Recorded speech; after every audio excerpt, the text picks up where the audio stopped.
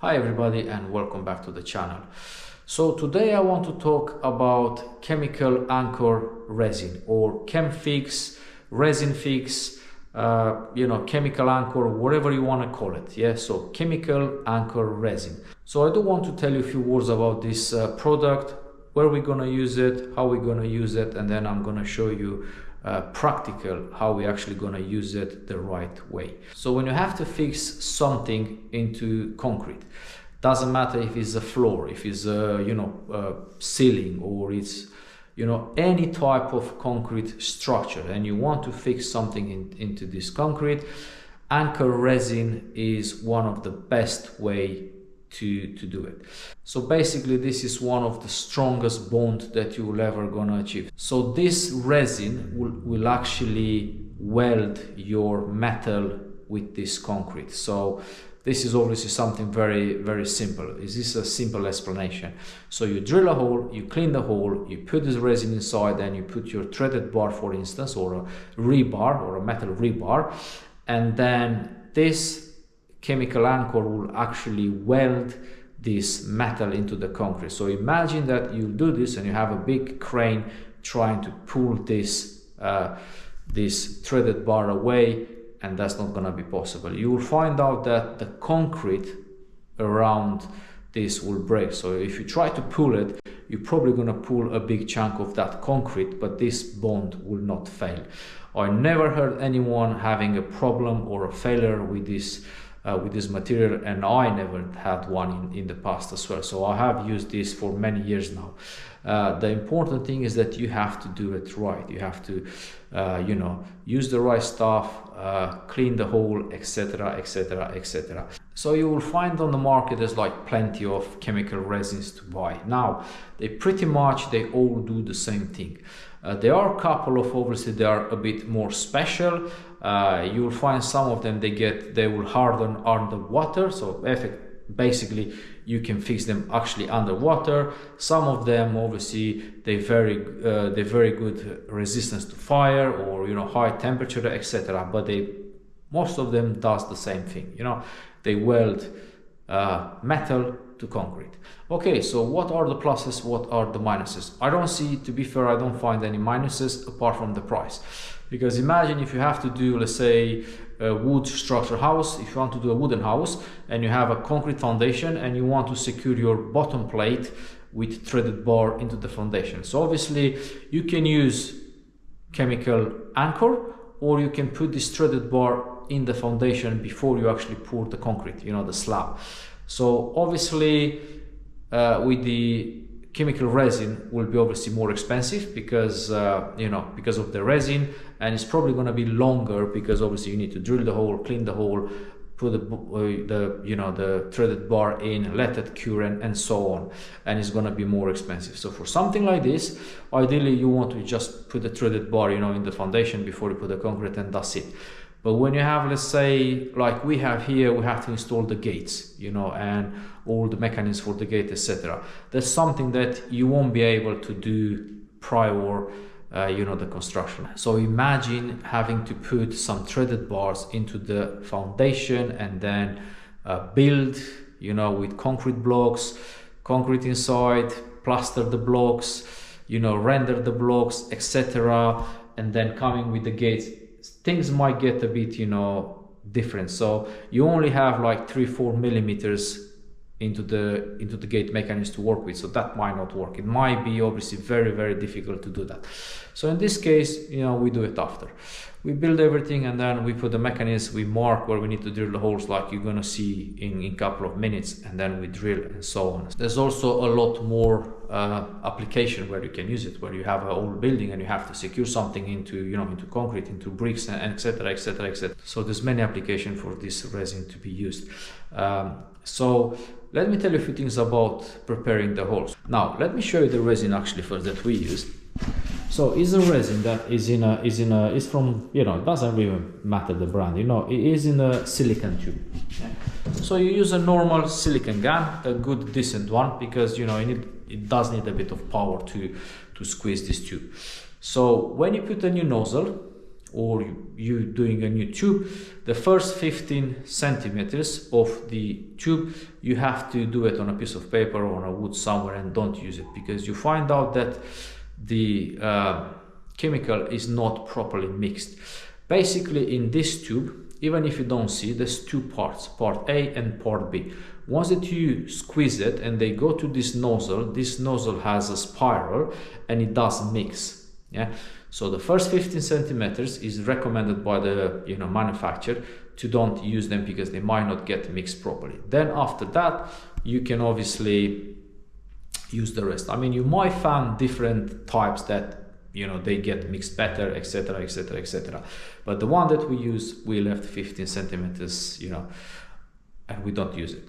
You might find that this resin comes obviously different in different types. Some manufacturer will do actually two tubes, A and B, and you have a special gun that you squeeze them both together. Okay, so how we are using this resin? So if we have a 10 millimeter diameter threaded bar that we have to install into a concrete, we drill a 12 millimeter hole. So we need a bit of space, so obviously the hole is not too tight. Then we clean the hole very well.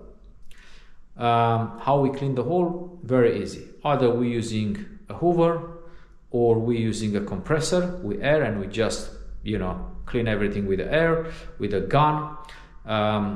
You can get some special brushes like a spiral, and then just push them and twist them inside, spin them inside, and they will clean everything.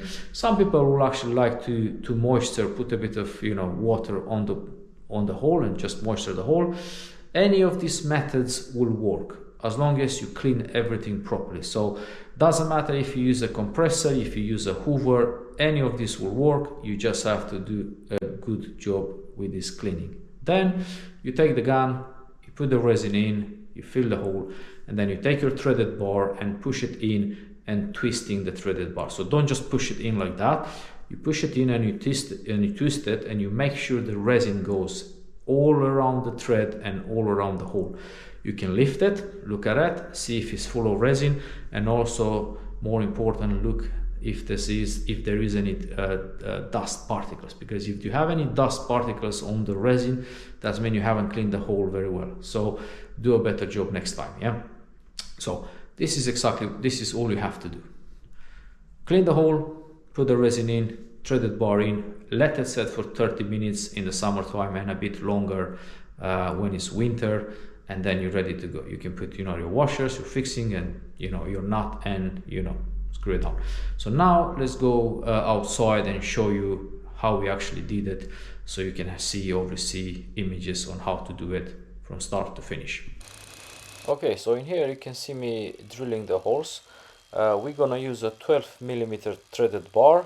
So first we're gonna use a 10 millimeter drill bit. So we want to make sure that obviously the drill doesn't move, so it's easier to drill with a smaller diameter. So first we're gonna use a 10 millimeter drill bit, and then we're gonna use a 16 millimeter drill bit, because we don't have a 14 millimeter drill bit that long. So we're gonna use a 16. It's fine, it's gonna work. Obviously we're just gonna use a bit more resin. So we are going 20 centimeters inside, because this will actually hold the runners for the gate. So these two sets of runners will actually support the entire weight of the gate. So we want to make sure that we do a very good fixing on this. So for this we are going 20 centimeters inside the concrete. So after we drill the holes, we're just gonna clean the hole. So you can see my colleague using the hoover, and we just remove a nozzle from the resin. We remove the spiral from the nozzle and we stick that into the hoover hose, and now we have something long and something that goes inside the hole for a very good cleaning. So as I said earlier, the 15 centimeters of resin we are going to throw away. You can see me now obviously laying this resin on this piece of OSB. After that, we're ready to stick the threaded bar. So we're just gonna stick the nozzle inside the hole from the bottom and press and squeeze the resin inside the hole. So you want to pretty much fill this hole except obviously not fully, because you still need to obviously do the bar. So you will find out in time how much you need to obviously do. After first or second hole, you're gonna pretty much see how much resin you need to stick inside. So you want the resin to be fully on the threaded bar, and you want the resin to be full on the hole. So you don't want any airs, you don't want any like spaces that has no resin. So you want this to be a full bond. As you can see here, this is something that you want. Yeah, this is a good example. And also, as you can see, there are no dust particles. If you have any dust particles, you obviously need to clean it. In here, I'm just gonna put a bit more because I want to make sure that the resin comes up, and then we can clean it. Okay, so we are going to do the same thing for every single hole. We just put the nozzle inside, squeeze the resin in, and then fit the thread. As you can see me on the images, you just twist the thread, you don't just push it down. You want to have more resin and you want to have squeeze out, and then you have to clean it, but you definitely need to clean it to have a flat surface. So I press the threaded bar inside, and now you can see my colleague is cleaning out the squeeze out. It's better to have squeeze out than to not have enough resin, but it's also important to clean up the squeeze out to leave a flat surface. So our runner, our plate, needs to be obviously sitting down very well. So always clean the squeeze out, and if you have any on the thread, you have to clean it on the thread as well. So after we inserted the 4 threaded bar, we're just gonna take the runners, put them in place, and make sure that they are fitting, because now the thread is still loose. It will take about 20-30 minutes to set, and now we can still move them if necessary. Let me take the camera up close and show you. We do have a couple of millimeters of movement, so we want to make sure that if the thread needs to be moved, obviously we're going to move it now. Left and right doesn't matter, but we might have to obviously take it closer to the wall, or maybe move it onto the outside. So now we can still move the thread. When it's obviously set, then you can't move it. You're going to have to use a breaker, a concrete breaker, to move it. So after about an hour, we obviously let it set for a bit longer because it's winter. There was about 5 degrees outside. You can also check on the board that you run those 15 centimeters. You can see there, you can check there if it's dried or not. I mean, here you can see it's solid. So now we are ready to obviously put the washers and the nuts and start obviously securing the roller in place. So now I just started to secure the rollers in place. Because I couldn't use the impact wrench, it wasn't possible to fit it because of those rollers. The board is kind of like halfway underneath the rollers. I couldn't use obviously the impact wrench, so I'm just gonna have to do it by hand. So I'm just using a adjustable spanner, and once that I'm happy with what we have in terms of obviously see if it's level, see if it's in the same line with the wall, then I'm just gonna go ahead and tight all the nuts and make sure that this roller is solid. Okay, so this is everything about chemical anchor resin. I hope you enjoy it. I hope it's been very clear, but if you have any questions, don't forget, I mean, you can ask them in the comment section. So thank you very much for watching, and I'll see you next time. Goodbye.